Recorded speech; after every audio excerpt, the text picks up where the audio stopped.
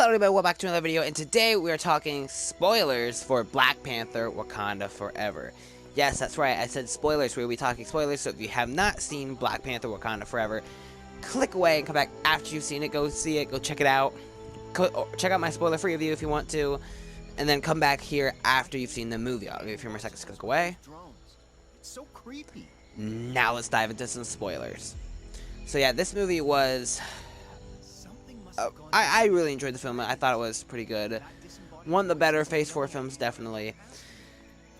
Definitely a very heavy film, and a film that I thought just did almost the impossible with making a pretty good movie with such unfortunate circumstances. So they did a pretty good job with that. I mean, the movie just right off the gate just starts, no holding back. We get the death of T'Challa because of the fact that we sadly lost the incredible actor Chadwick Boseman in real life. So they incorporate that into the movie. He passed away from an unknown illness, which some people are like, why would you do that? That's too similar to the real life. For me personally, I was okay with that just because, you know, I'm okay with if they were gonna kill him off in the movie because he died in real life. I would have preferred it be at least realistic, since that's what they were doing. And if they didn't want to do that, they at least have him die, like sacrificing himself as a hero or something. But so I was okay with that decision.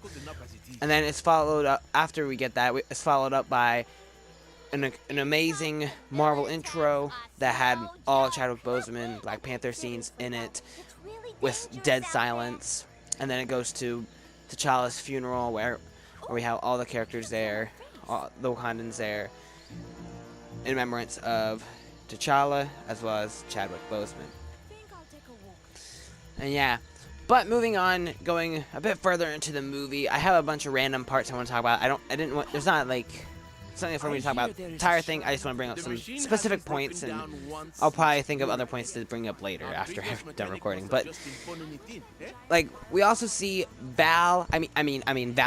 Whoops, sorry, Valentina in this movie, which, you know, she was there. That was okay.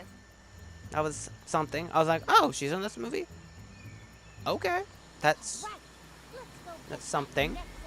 So I am curious to see what's going on with her in Thunderbolts. But, you know, it's just kind of there for me personally. And then something I feel like we have to bring up is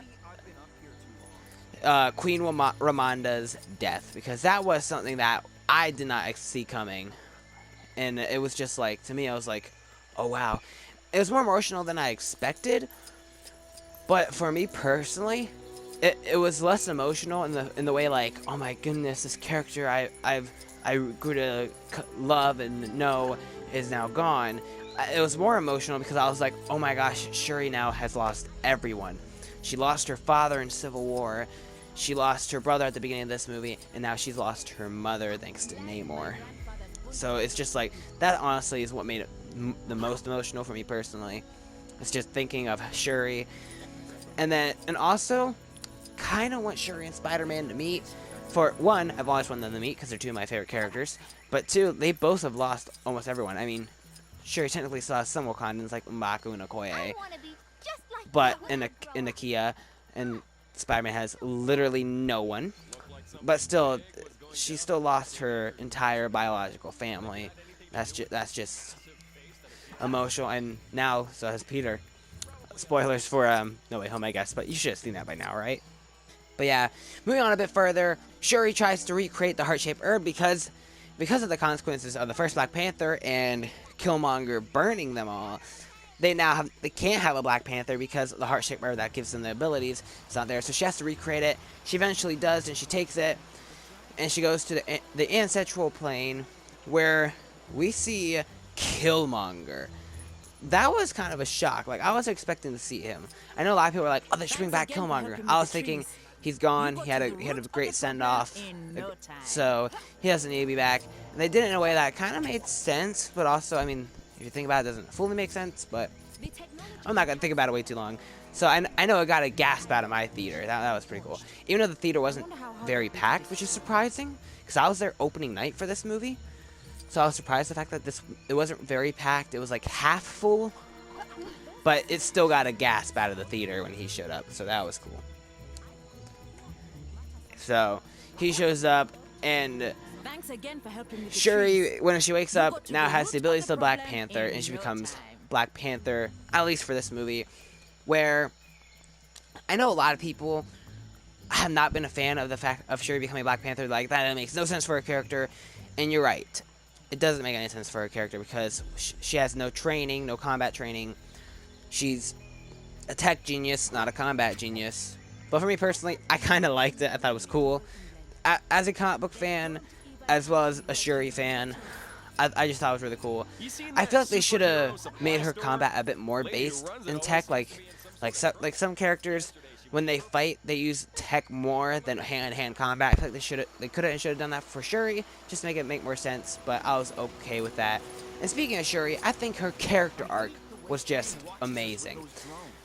I loved her character arc with her being this. She's very science-based, therefore she does not believe in the ancestral planes like the rest of her culture does. So when with her father and now her brother gone, she believes that they're gone for good, like completely gone, sleeping in the dirt. That's it. In a never-ending sleep. She does not believe like everyone else does, like her mother, because her mother isn't as broken up about it, because she believes that they are in the ancestral planes with their ancestors. But Shuri does not believe this. So not only does she have to go on that character arc, but it also, because of this, fills her with nothing but vengeance and anger.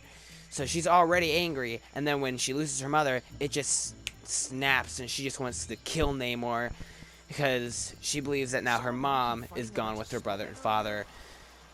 So she's just, and then in that final fight, she's just very brutal. I'm surprised how brutal they got. I mean, not Multiverse of Madness brutal, or as brutal as like other Marvel things, but still decently brutal. Because like she burns his back, she gets stabbed, and she has to pull herself right through it to get out of it.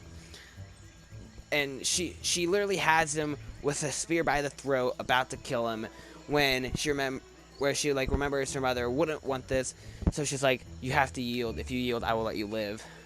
And she says this line that I thought was amazing and great, because it's a complete full circle callback to her brother in his first appearance, because T'Challa in Captain America Civil War, his character arc was that he believed Bucky killed his father. He finds out that it was Zemo, and it's all about vengeance, stuff like that. So when T'Challa confronts Zemo, he says, "Vengeance has consumed them. It is consuming you, and I am done letting it consume me." And then Shuri in this movie, when confronting Namor, says, "The vengeance has consumed us. We shouldn't let it consume them." I just thought that was one of the two scenes in here that brought a tear to my eye, because I was like, oh my gosh, that's full circle. That's like a full circle. That's a complete callback to her brother. She's now learned the lesson that her brother did. I just thought that was amazing, beautiful. It was a great callback to T'Challa in his first appearance. I thought it was great. And speaking of, Namor does yield, and I'm kind of glad they didn't kill him off, because that means he can return in either Black Panther 3, a Namor solo film, or Avengers King Dynasty, or Avengers Secret Wars. Either way, I'm glad he can return later on, because I did think he was a great villain, where you could see where he was coming from. He felt kind of more like anti-hero, because he just wanted to protect his nation. Like, that's all he wanted. He just wanted to protect his nation, no matter how brutal or violent he had to be to do it. So, because like that's all he wanted to do. He just wouldn't hesitate to kill anybody to protect his nation, his people. So I thought he was a pretty good villain. One of the better Phase 4 villains. And then at the end of the film, even though Shuri is the Black Panther, she ends up not being queen, because when we get to the competition or whatever it's called to be king or queen, Shuri doesn't show up. Instead, M'Baku does, and he says he challenges for the throne. And Shuri doesn't challenge him, therefore she won't be queen. Whether or not he's king or not, technically someone else could have challenged him and won, making them king or queen. But M'Baku is most likely king now, and he could be a pretty good king. And it's also a cool, nice callback to the first one, because he did challenge to be king when T'Challa was becoming king, and he just didn't win it. So he's king now. Sure, whether or not he'll become a Black Panther or not, we don't know. Sure, as of right now, it seems like Shuri's Black Panther and he's the king. But yeah, and I kind of hope that sure, eventually becomes queen. I feel like it makes sense for her not to be queen yet. She's not ready to be queen yet. She literally just learned her lesson about vengeance, so she's not ready to be queen yet. But I definitely hope that whether it's by the end of a Black Panther 3 or maybe a Black Panther 4, she becomes queen. I think that'd be cool. And yeah, I thought it was great. The ending, and then we get to the ending, which I thought was just beautiful because halfway through the movie or whatever, Shuri and her mother, well, her mother wants her to do this tribute thing with her, where they burn like the clothing that they wore at the funeral, symbolizing them moving on. Shuri refuses to do it, and then Namor shows up and interrupts them. And then now that we're at the end of the film, Shuri, after visiting Nakia, goes to this beach where she lights a fire and she does this ritual where she burns the clothing she wore during the funeral, and she remembers back on her brother, and in nothing but silence, well, I guess not dead silence, no music, just the natural noises of the waves hitting the sand at the beach in the ocean. That's all we hear as we look through, as we see old footage of T'Challa from Civil War, Black Panther, Infinity War. It's just, and it was beautiful, it was moving, it was emotional, it was amazing. And I actually loved how they decided to end it right there, just because I thought that was cool, because literally the moment those images are done showing, Shuri opens her eyes and the credits roll. I thought that was a great way to end it. And there's kind of like a second ending, which is the mid-credit scene. And when it comes to the mid-credit thing, I kind of have mixed feelings on it, because on the one hand, it is kind of clever. Like, it felt kind of weird, because like, this is just your way of having your cake and eat it too, I guess is the best way to put it. This is your way of coming out with a way of still having T'Challa, but not recasting. Therefore, you can try your best to please both sides of the fandom. But it also was extremely clever, because I didn't even think of that. I thought of him having a kid, but I didn't even think of naming him T'Challa. That way you can have it pretty much be the same person. But yeah, I am very curious to see what they're going to do with this. Like, are they going to age him up? Are they going to flash a couple of years where he can be older? Are they just going to and then recast him again? Or are they going to just wait a couple of years, that way that actor can age up and be it? Or is he going to be a young Avenger? I don't know. I'm curious to see what they are going to do with that. Like I said, for my spoiler-free review, I actually am more excited for Black Panther 3 than I thought I would be after seeing this movie, because I want to see what happens next with Shuri. I want to see what happens next with M'Baku. I want to see what happens next with Okoye. I want to see what happens next with this young T'Challa, who actually, that's technically just his Wakanda name. He said that, like, his name for the other culture he's living in is Tisan or something like that. I believe it's Tisan. I hope I'm pronouncing that right. I could be wrong. But like, I'm very curious to see what's happening next with Wakanda as a whole, to see what's going on. Because like, I personally feel like, whether or not they do Black Panther 3 or not, I don't know. But I feel like they're going to at least bring some of these characters in for King Dynasty and or Secret Wars. But who knows? We'll find out eventually. But yeah, what did you guys think of this movie? Did you love it? Did you hate it? Did you think it was okay? This is the end of Phase 4. The phase as a whole has been okay. It's been not as good as the first 3 phases, but yeah. There's some videos I want to do. There's a couple I want to do. Like, I want to rank the movies. I've been waiting to rank the shows and Disney Plus stuff just because I'm waiting for the holiday special of Guardians to come out. That way I can include that in the ranking, but we'll see what happens. But yeah, what did you guys think of the movie? Did you love it? Did you hate it? If you like this video, please hit like. If you want to see more videos like this, please certainly hit the subscribe button. And this will be a free video on this, as well as I reviewed a whole bunch of other movies and shows. And if you like this video, please hit like. Thank you so much for taking time to watch. I hope to see you guys in the next video. Thanks. And yeah, R.I.P. Chadwick Boseman. He was a great actor. He is Black Panther and Wakanda Forever. I'll see you guys in the next one.